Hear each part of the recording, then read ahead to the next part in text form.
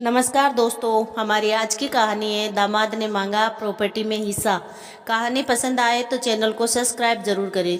Phone पर यह सुनते ही कि पापा को हार्ट अटैक पड़ा है, रुचि अपने पति सौरभ और बेटे बंटी के साथ मायके के लिए निकल पड़ी।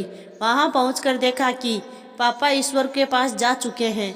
खुद भी रोती और बेहोश माँ को संभालती रुचि बेहाल हो गई थी।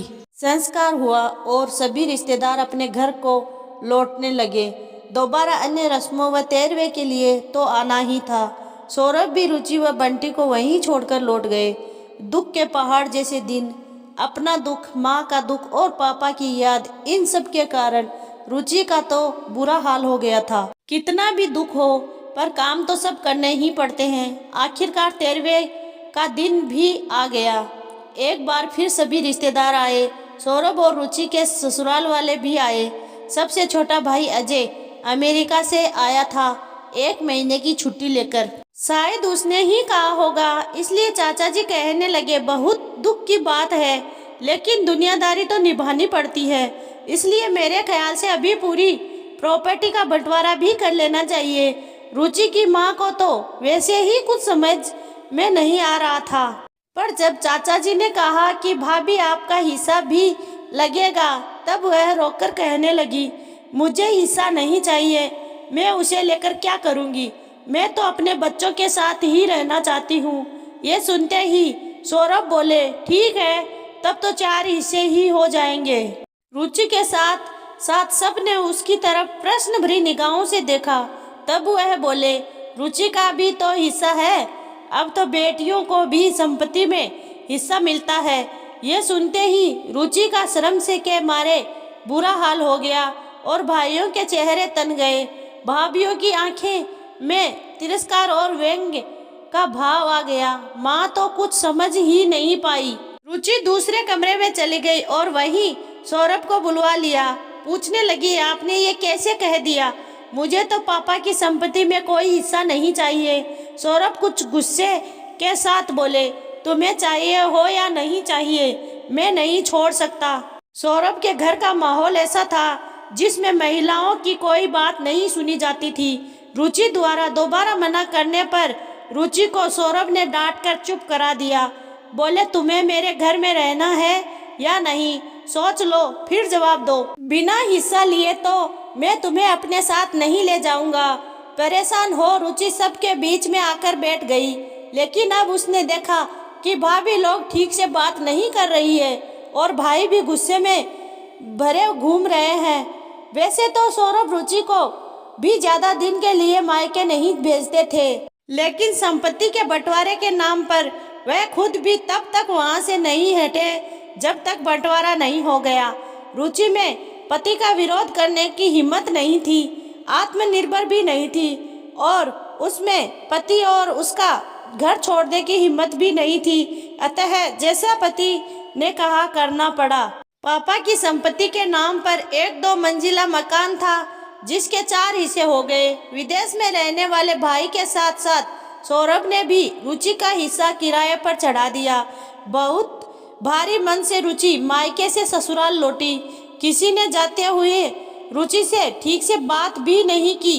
जब से रुचि वहां से लौटकर आई तब से उसका मन ससुराल में नहीं लग रहा था। वैसे भी ससुराल में उस पर इतने बंधन थे कि वह खुलकर सांस नहीं ले पाती थी और अब मन में यह कांटा भी चुभ रह गया कि पापा ने उसका विवाह करने में अपना पीएफ लगभग पूरा खर्च कर दिया।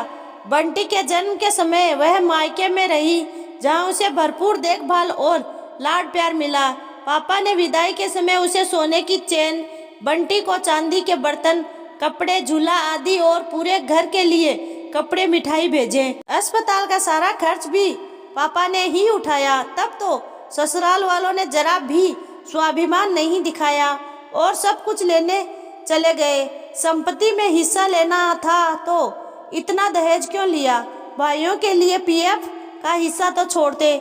मन ही मन ये सब सोचती थी, पर ससुराल वालों के कड़े अनुशासन की वजह से कह कुछ नहीं पाती थी। पहले मायके का बल था, पर अब भाइयों के मुंह मोड़ लेने से खुद को बहुत अकेला पाती थी।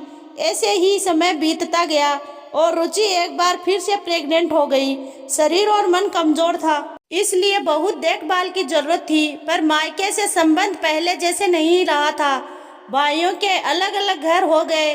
पापा के ना रहने से माँ का भी रोब नहीं रहा, और फिर रुचि का तो अधिकार भी नहीं था कि हिस्सा लेने के बाद वहाँ सेवा कराने चली जाए। उसकी सास ने उससे कहा भी, अपनी माँ के पास चली जाओ तो तुम्हें आराम मिल जाएगा।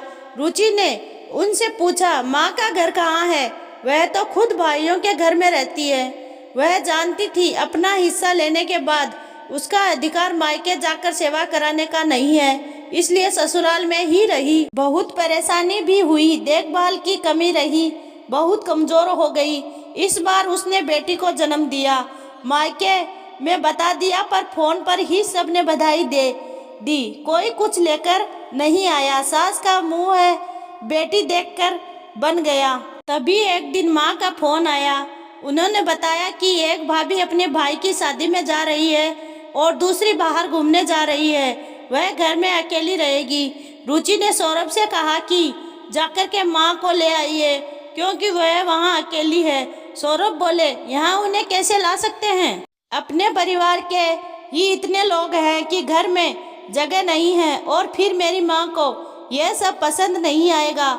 रुचि बोली, ठीक है, मुझे भेज दीजिए वहाँ। इस बार भी सौरभ का यही जवाब था, तुम चली जाओगी तो यहाँ काम कौन करेगा? तिल मिलाकर रुचि के मुंह से निकल गया, प्रॉपर्टी लेने का तो अधिकार है मेरा, पर सेवा करने का नहीं। सौरभ बोले, तुम्हारे भाइयों को भी तो प्रॉपर्टी मिली है, फिर वे कैसे माँ को अकेला छोड़कर चले गए? रुचि कहने लगी, मेरा उनसे कोई मुकाबला नहीं है। जैसे आपको अपनी माँ की फिक्र है, वैसे ही मुझे भी अपनी माँ की फिक्र है। इस बार कड़ाई के साथ सौरभ बोले, मुझसे बहस मत करो, मैंने जो कह दिया बस कह दिया, तुम कहीं नहीं जाओगी। रुचि की आंखों में आंसू आ गए। अपनी माँ को फोन मिलाकर बात करने लगी। उसकी ससुराल के हाल सुनकर उसकी माँ बोली, बिटिया, अब मुझे लगता है कि पहले ही तुम्हारा हिस्सा बेचकर तुम्हें ऊंची शिक्षा दिला दी होती तो आज यह हाल ना होता। ना तो तुम ससुराल में दबकर रहती, और ना ही तुम्हारी प्रॉपर्टी पर तुम्हारे ससुराल वालों का हक होता। रुचि ने माँ को बता दिया था कि जो किराया आता है वह सौरभ अपनी माँ को दे देता है। भाइयों से भी हिस्सा छिन गया और रुचि को भी कुछ नहीं मिल रहा। माँ रुचि के लिए दुखी थी, पर कुछ नहीं कर सकती थी। कुछ समय और बीत गया, तब सौरभ कहने लगे, दूसरे शहर में प्रॉपर्टी की देखभाल करना मुश्किल है, इसलिए मायके वाले तुम्हारे मकान का हिस्सा बेचकर मैं फिक्स्ड डिपॉजिट करवाना चाहता हूँ। मकान बेचने के पेपर बनवा लिए हैं, तुम मेरे साथ चलकर रजिस्ट्री पर साइन कर देना। रुचि के मन में गुस्से की आग लग गई। गुस्से को दबाकर झूठी मुस्कान के साथ बोली, उस मकान को हम कैसे बेच सकते हैं? अगर यहाँ से परेशान होकर मैंने कभी अकेले रहने का निर्णय कर लिया, तब मैं कहाँ रहूंगी? जब हमारी बेटी की शादी हो जाएगी, तब दामाद हमारा मकान बंटवाना चाहेगा। उस समय बंटी के पास शामिलात के इस मकान में बहुत कम हिस्सा रह जाएगा। उस समय मेरे मायके वाला मकान तो होगा ही, वही मकान बंटी को दे देंगे। अब सौरभ को धक्का लगने की बारी थी। रुचि अकेले रहने का निर्णय ले सकती है, और जो काम खुद किया वही काम दामाद करेगा। यह सुनकर धक्का लगने से वह धम से कुर्सी पर बैठ गया। रुचि के चेहरे पर विजयी मुस्कान थी। आज वह कह सकती थी, 100 सुनार की एक लोहार की। विशेष आज महिलाओं को भी पिता की संपत्ति में हिस्सा मिल रहा है, किंतु पिता को बेटी को इतना काबिल बनाना चाहिए कि वह अपनी संपत्ति की रक्षा कर सके। सरकार को ऐसे नियम बनाने चाहिए कि बेटी जरूरत पड़ने पर माता पिता की सेवा अवश्य करे। ऐसा ना हो कि दामाद पत्नी की संपत्ति लेकर मनमाना उपयोग करे, क्योंकि उस महिला में पति का सामना करने की योग्यता और साहस नहीं हो। पर इस कानून का दुरुपयोग नहीं होना चाहिए।